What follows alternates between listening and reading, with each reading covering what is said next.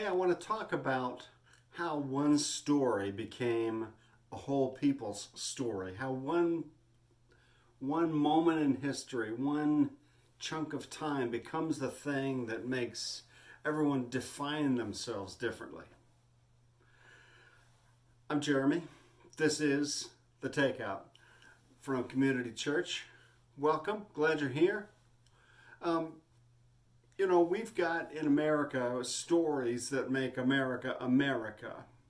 And if you're in particular communities within America, then you might have different particular stories that belong to you more than they belong to me. Um, but let's think about a couple of defining stories. And the one that jumps to mind for me is the Civil War. The Civil War, I'm not a great Civil War historian, I don't know all that stuff, but it's the moment that turns a bunch of states into really feeling that they're one nation, that they are invested in one big democratic experiment, and that's what they buy into. And they buy into this idea. Now, we didn't all buy into it fully. A lot of people decided we're going to try our best to undermine this whole experiment as well as we can for as long as we can. Okay, I guess that's the way it is. Not everyone's going to hear that story the same way, but the story of overcoming slavery, the story of winning a war that divided families, that divided all kinds of loyalties, that changed an economy, that happened at a moment when everything else was in an uproar. That, together with the death of thousands and thousands and thousands and thousands and thousands of people, cemented that moment as if it was written in blood on America's memory. And we wouldn't be the same country without that. We wouldn't have the 13th, 14th, or 15th Amendment. And if we didn't have those three, we probably wouldn't have a lot of other things that came after that. Maybe they would have all happened eventually. But that's how it happened. And it happened that way because of that story, of that horrific war. Think about the Hebrews, who were in Egypt in slavery for 400 years. Now, they were not a country before then. They were a group of tribes. I mean, even if you accept the biblical narrative at face value, which is something historians would question, that's all right. That's all right. But even if you take it at face value, beforehand they were all the descendants of somebody. Abraham, Isaac, Jacob, Joseph. And the 12 sons of Jacob go and become 12 tribes. And the 12 tribes have their own identities and so forth and so on. And then these 12 tribes leave Egypt 400 years later. Do you think really anyone remembered 400 years before? What did they remember? Did they remember that they were sold into slavery by their ancestors so that they could have something to eat? That the person to whom they sold themselves was one of themselves, namely Joseph. Do you think they remembered that part of the story? Maybe they did. Did they hold it against him? No, it was a way to be saved. He becomes the most holy character in the Old Testament. But it's the end of the story in Egypt that becomes the defining moment for Israel. It's the thing that changes everything. If you want to read about it, it's in the book of Exodus in the Bible. So the Bible is all these books, and the first one is Genesis, and the second one is Exodus. And it starts right off at the beginning with the birth and childhood of Moses, and then he grows up, and then he murders someone. He goes over, he takes care of sheep, he finds a bush that talks to him in the voice of God, and it sends him back to Egypt, and he has to do all these wonders to persuade the people, and then he has to persuade Pharaoh to let the people go. But the moment of being let out of slavery. That's the moment that they grab onto. That is the moment that matters. And the one they choose most to remember is that terrible moment. It's the worst moment. It's the moment when everyone else's firstborn is killed by God. I mean, that's awful. It's an awful story. This idea that God comes over and you wouldn't go for the frogs, you wouldn't go for the lice, you wouldn't go for the locusts, you wouldn't go for the blood and the water, you wouldn't go for the boils, you wouldn't go for all of these other things, and so I'm going to kill the firstborn. And this is an awful story. Somehow the end of slavery always is a violent thing. It was in this country because it was the Civil War. And you can say, if you like, that the Civil War was about states' rights, but it was really about people's rights to take away other people's rights. Let's be straightforward about that. It was about slavery and about the desire to maintain an economy and property that was really valuable in the form of other human beings. So in this country, it was violent. In Egypt, the end of slavery was also incredibly violent. And it meant that the whole generation, the firstborn, were killed. And then a whole army is killed as they try to give chase across, depending on which version of the story you read in the Bible and how it's interpreted, maybe a great swamp and they all got their wheels stuck, or else the water held back and then the water whooshed in.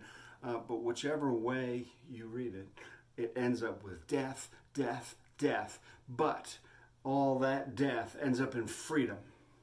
All the death in the Civil War ends up in freedom, except in both cases, the freedom is not nearly as good as you hope for. So in Israel, they end up in desert, and they stay in the desert for 40 years. I want you to think about how long Jim Crow lasted in this country. It lasted until 1970, so longer than the 40 years. And I think it'd be really easy to argue that the segregation and the prejudice, certainly, against African Americans in this country continues. There continues to be a failure to overcome the history of slavery. It's that big a deal. It really is that big a deal to those who are descended from the slaves, to those who are descended from slave owners, and to those who feel disempowered by whatever the current reality is and feel the need to lash out at somebody. It ought to be somebody who looks different from myself. This is the way the world works. 40 years in the desert, followed by going in and a long series of wars for a couple hundred years, during which the people gradually gather together, scrape together a piece of land that we more or less now call Israel. It's not the only story. I've been to Haiti a couple of times and was there. I was there for New Year's Day one year, and New Year's Day is Independence Day in Haiti. Let me tell you about how independence worked in Haiti.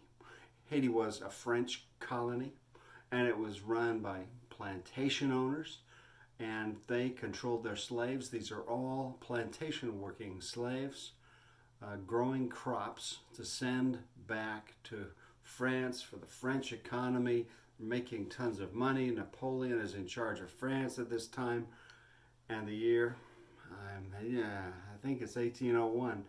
And New Year's Day, the slaves rise up everywhere. They've been communicating, obviously. They rise up and they kill all the people who claimed to own them. And they remember this day today because it's the beginning of their nation. A nation which has been ever since then used and abused for the 220 years since then by all the neighboring countries, notably ours, the United States, And the path out of slavery was violent. It was a story that they still hang on to. It's their story of freedom. And yet it leads to a world that is not yet just, where things are still hard, terrible, and yet there is relatively freedom. So the one story becomes the defining story for a nation. The one story becomes the defining story for Americans. The one story of the Exodus, of leaving Egypt, of escaping from slavery, becomes the defining story. It's so important to the history of Israel that 750 years later, they're still writing Exodus. They're still retelling the story. They're still putting it together. And they're still telling their current stories in terms of the Exodus story. Amazing. Because they have to go to Babylon for 70 years of something like enslavement. From 517 to 587, I'm sorry, the other way around, you got to count backwards, 587 to 517, and in that time, they're taken away from their land, they're taken away from their whole nation, they're taken away from their independence, they're taken away from their religious identity because their temple is torn down and they're not allowed to worship in that setting, in that place that is everything to them. And so they tell the story of Exodus from Egypt to say that is our story. We are people who are in bondage and we escape. And we'll tell that new story in terms of the old story. What's your story? What's the story that defines you? Is it a story of abuse? Is it a story of neglect? Is it a story of failure? Or is it a story of success? And how do you tell your story? The fact is, you have a choice. You can make your story the way you want to make your story. You can turn your story around. God wants to make your story into a story of new life, a new possibility. And that's really strange, because we feel as though, in some ways, though we live in the most privileged country in the world, we like to think that we are somehow all in bondage, suffering, and things are lousy for us. We'd like to think that way, and for some people always this is the case. But Jesus Christ comes to earth to show us the way. This is really the way of talking about Jesus Christ that doesn't get enough play in some parts of the Christian tradition. But really, Jesus is here to share with us a new narrative, a new story. He says, I am the way and the truth and the life. No one comes to the Father but by me. But a way is a road, a path, a place to go. And the truth, what does it mean to say, as he did, the truth will set you free? What does that mean? What does it mean to be set free? Do you need to be set free? Sometimes I need to be set free from memories that are destructive, from thought patterns that get in ruts. Maybe you've got some of those too. What's your story? What's your narrative? And how can you start to turn your narrative into one where you get free? Where you actually get free from the bondage that's around you, that's holding on to you, that's limiting you. How can you get there? That would be awesome, to get free. And this is what Jesus is about. He's about saying, I have a way. And the way is to take your focus off the things of this world and to put your focus on spiritual things. And actually, though it sounds like something weird, yet doing that, making yourself into a spiritual being, actually is the most effective way to get yourself free. To get yourself free. What's that bondage? Right now, people in Michigan and many other states like to complain that we are somehow in bondage. We are oppressed because we have to stay home so we don't get sick. I understand. You want to get back to work. You want to get on with life as it was. You want to return to what felt like freedom. And yet, I got to ask you, how free were you really? You were going to work. You're in your family relationships. You're bound by this and bound by this and bound by that. Are you free? And Jesus is saying to you, I want to make you free. I want to offer you the truth about yourself. I want to tell you that you have full access to God's grace and God's love, and quit beating yourself up. Love people. Let them love you. Love one another. Love your neighbor as yourself. This changes the whole way you perceive yourself. It changes everything around. Can you do it? Jesus invites you because Jesus believes you can do it. And I believe you need to do it, and I need to do it. I need to set my mind free. I need to set my heart free. I need to set my story free. And I need to find a way that getting free becomes the story that I need to take part in.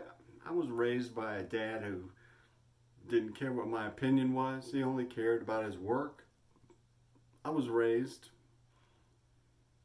yet, pretty well. I was yelled at. I was occasionally beaten. I ran away a couple of times. And yet, I gotta say, there was some love. Love sometimes from people who didn't know how to express it. My life is a lot better than a lot of lives. My story hasn't had the suffering. I haven't had 400 years in Egypt. I haven't had 400 years of race-based oppression in North America. I haven't had 70 years in Babylon. I haven't had 200 years of slavery in Haiti. I haven't had it. I already am free. And Jesus is inviting me to recognize it, inviting me to see it. If you want a little help, a little conversation in recognizing what freedom you have, I understand that depression is a disease and you need to find your way around that. But sometimes we just need to tell ourselves a story in a new way and practice telling it in a new way. That has been so life-changing for me, I gotta say. So I want to take you seriously. I want to take the need seriously. But I also want to tell you that ours is a religion, a faith, a teacher, Jesus, who teaches us all about new life, new hope, new promise. Join me. Figure out more. I'm Jeremy. I'm the pastor at Community Church. Get to the church website, communitychurchumc.org. Communitychurchumc.org. We're in North Muskegon, and we'd love to see you whenever we get back. But don't wait till then. Be in touch by text, be in touch by email, through the website. Get a hold of us. Good to know you. I hope you got something to take out. God bless you.